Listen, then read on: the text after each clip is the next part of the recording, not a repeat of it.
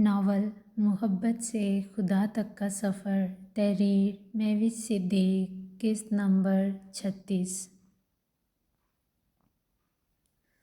اگر بک پڑھنے کا اتنا ہی شوق ہو رہا ہے تو کم از کم سیدھی تو پکڑ لیں۔ زینی اذلان کی جتاتی آواز سنتے ہڑبڑاہٹ کے عالم میں سوچوں کے بھنور سے باہر نکل آئی۔ ولید کے بارے میں سوچتے ہوئے اسے دھیان ہی نہیں رہا کہ فون رکھنے کے بعد سے اس نے الٹی بک اپنے ہاتھوں میں پکڑ رکھی ہے۔ مجھے ایسے ہی پڑھنی ہے، ویسے تو ہر کوئی پڑھتا ہے، اس میں کیا بڑی بات ہے؟ زینی اس کی مسکراتی نگاہوں کا اثر لیے بنا ڈٹائی سے بولی تو اذلان کی آنکھیں حیرت کے مارے اپنا حجم مزید پھیلا گئیں۔ اس کا حیران ہونا بنتا بھی تھا کیونکہ اسے لگا زینی اپنی غلطی مان کر کتاب کو سیدھا پکڑ لے گی، مگر یہ کیا، وہ تو ابھی بھی کتاب کو بالکل اسی انداز میں ہی بغور دیکھ رہی تھی۔ اوکے، آخر میں پڑھنے کے بعد پھر مجھے بھی بتائیے گا کیا سمجھ آئی آپ کو۔ ویسے یہ اچھا طریقہ ہے اپنے IQ لیول کو چیک کرنے کا۔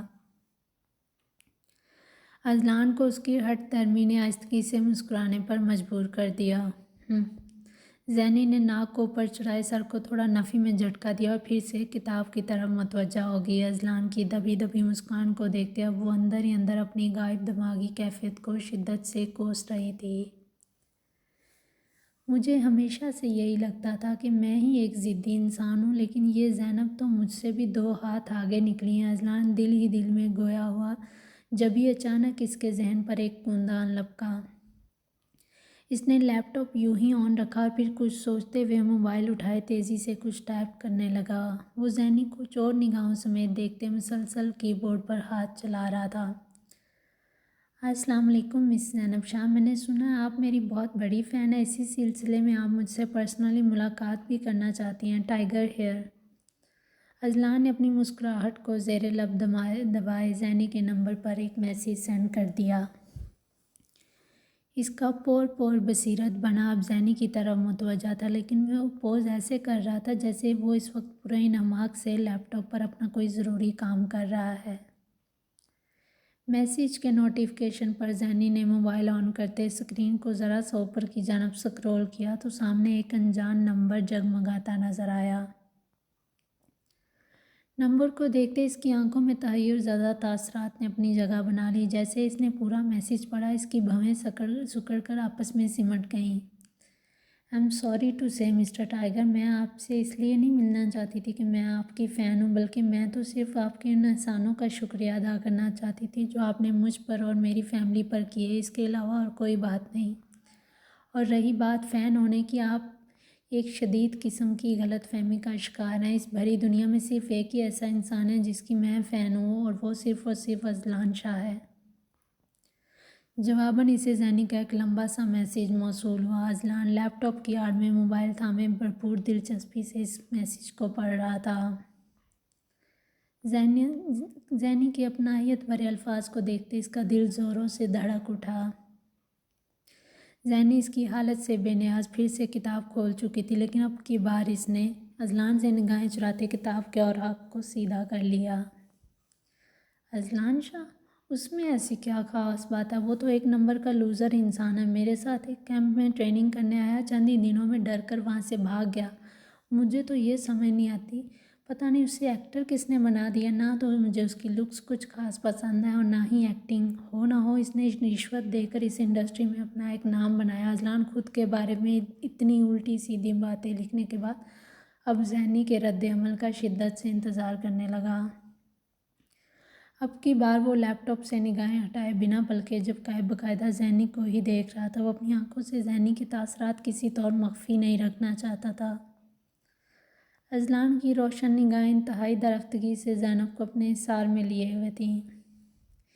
اس میسیج کو پڑھتے زینی غیر یقینی کیفیت میں گری اپنے ہونٹوں پر ہاتھ رکھ چکی تھی۔ اس کی آنکھوں میں سرخی ڈورے بن کر ابھرنے لگی۔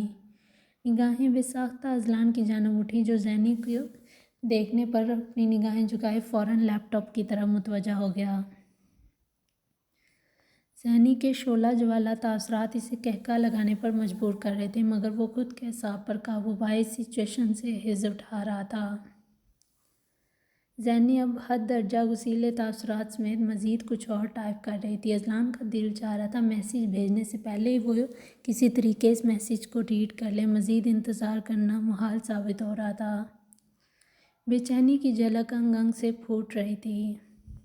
ایکسکیوز می مسٹر ٹائیگر، مجھے یہ کہتے ہوئے بالکل بھی برا نہیں لگ رہا۔ آپ ایک حد درجہ بدتمیز اور گھٹیا سوچ کے مالک ہیں۔ میں نے صرف اس لیے آپ سے بات کی کیونکہ آپ کے بہت احسانات ہیں مجھ پر، لیکن آپ کی ان کم ظرف باتوں سے اب تو مجھے ایسے لگ رہا ہے آپ کسی ایک پر احسان، ایک تو کیا کوئی بھی احسان نہیں کر سکتے۔ اور دوسری بات، اس وقت آپ شکر منائیں کہ آپ میرے سامنے نہیں بیٹھے ہوئے۔ اگر میرے سامنے آپ میرے اذلان کے بارے میں ایسی بےہودہ گفتگو کرتے تو میں ایک بھی لمحہ ضائع کیے بغیر آپ کو یوں ہی کھڑے کھڑے شوٹ کر دیتی۔ زینی کا حد درجہ کٹیلا لہجہ دیکھتے اذلان بے ساختہ کھل کر کہکا لگانے پر مجبور ہو گیا۔ اب اچانک زینی کے دیکھنے پر اس نے ہونٹوں پر ہاتھ رکھتے ان پر امڑتی مسکراہٹ پر مشکل قابو پایا۔ زینی کی اس قدر اپنائیت اذلان کے جلتے دل پر پھاڑ برسانے کا کام کر رہی تھی۔ دوسری طرف زینی شدید غصے میں اپنی پیشانی مسلتے موبائل کو پٹکنے کے انداز میں ٹیبل پر رکھ چکی تھی۔ اذلان نے اسے ایک نظر دیکھا اور پھر سے موبائل پر کچھ ٹائپ کرنے لگ گیا۔ What a confident, really I am impressed. By the way, آپ شوٹنگ کرنا جانتی بھی ہیں یا بس لفظی گولہ باری کر لی ہیں؟ میسیج کی بیپ سنتے زینی نے سخت تیوروں سمیت موبائل کو جھپٹنے کے انداز میں پکڑا۔ اس کا پارا مسلسل ہائی ہو رہا تھا۔ اسے بالکل بھی اندازہ نہیں تھا ٹائیگر اس قسم کا انسان ہے۔ وہ تو اس کے احسانوں کی بدولت اس کی دل سے شکر گزار تھی۔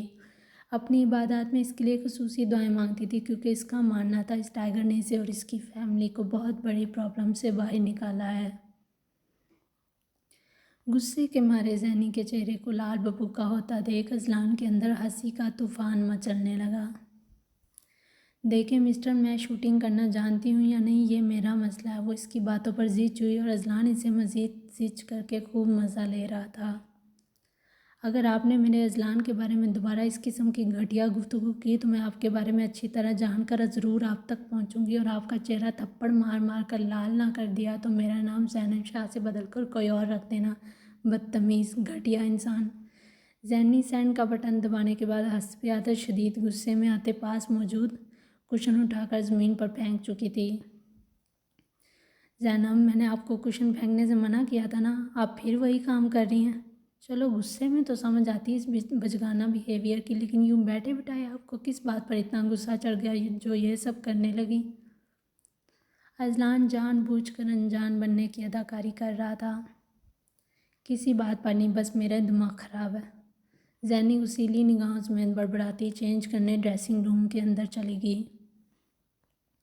اذلان اب ایک ایک کر کے ان سارے میسیج کو دوبارہ پڑھ رہا تھا۔ تھپڑ مار مار کر چہرہ لال کرنے والے میسیج کو دیکھتے اس کا فلک شگاف کہکا کمرے کی ساکت فضا میں ایک خوبصورت گونج پیدا کر گیا۔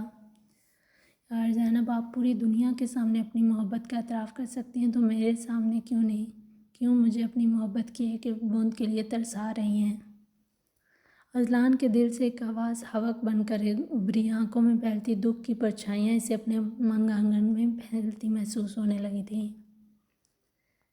چہرے پر سجی اداس مسکراہٹ سمیت اس نے لیپ ٹاپ پر اوپن فائل کو بند کر دیا۔ اب وہ وال پیپر پر موجود زینی کی مسکراتی تصویر کو نرمی سے چھو رہا تھا۔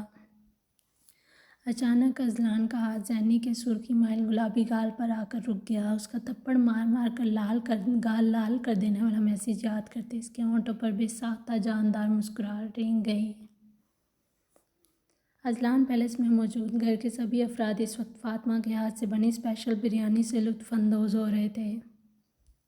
سرو کرنے کے بعد فاطمہ نے سب کی نگاہوں میں صراحت دیکھی تو خوش دل مسکراہٹ سمیت پانی کا جگ تھامے آخر میں خود بھی وہاں موجود ایک خالی کرسی پر بیٹھ گئی۔ کھانے کے دوران اچانک مریم کے مستفسرانہ انداز نے ان سب کی توجہ بے اختیار اپنی جانب مبذول کروا لی۔ یہ بریانی تو کچھ جانی پہچانی سی لگ رہی ہے نا حیا؟ مریم کی آواز پر حیا کا پلیٹ میں حرکت کرتا چمچ ایک پل کے لیے رک گیا۔ مریم کی طرح اب حیا بھی گہری سوچ میں پڑ چکی تھی۔ اوہ مریم، مجھے یاد آ گیا۔ حیا کچھ یاد آنے پر ایک ہاتھ سے دوسرے ہاتھ پر تالی مارتے پرجوش انداز میں گویا ہوئی۔ فاطمہ آنٹی، اس بریانی کا ٹیسٹ تو بالکل عثمان ماموں کے ہاتھوں سے بنی بریانی جیسا ہے نا؟ یہ بریانی انہوں نے ہی مجھے بنانی سکھائی تھی۔ فاطمہ بے توجہی میں دھیمے سے مسکراتی ان سب پر حقیقت آشکار کر گئی۔ عفان کو اپنے حلق میں کچھ اٹکتا محسوس ہوا، اس کے لیے اپنے منہ میں رکھا نوالہ تک نگلنا مشکل ثابت ہو رہا تھا۔